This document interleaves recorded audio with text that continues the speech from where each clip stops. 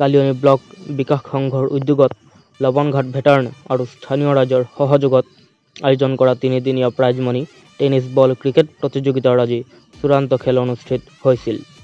এই চূড়ান্ত খেলখন বুবু 11 আৰু ৰাৱণৰ মাজত অনুষ্ঠিত হৈছিল। ৰাৱণে বুবু 11ক 87 ৰানৰ লক্ষ্য বান্ধি দি বুবু 11ক 30 ৰানৰ ব্যৱধানত পৰাস্ত কৰি জয়লাভ কৰাৰ লগতে উইনাৰৰ খিতাপ ও নগদ 50,000 টকাৰ অনুদান ৰাৱণে অৰ্জন কৰে।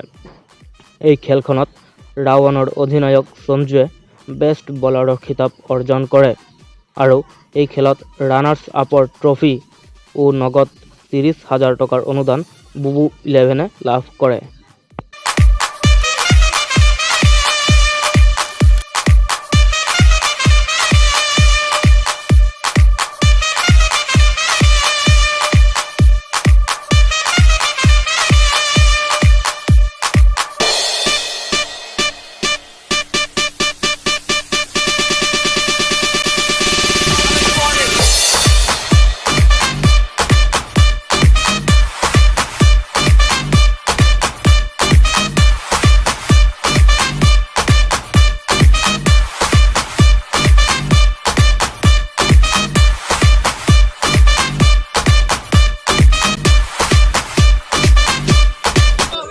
খেলি নিশ্চয় ভাল লাগিলে।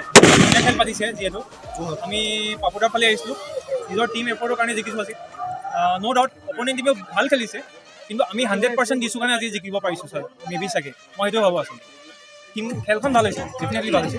আমাৰ চবেই 100% দিছে, চ' আমি জিকিছোঁ। Batsmen it's and every one in the field আৰু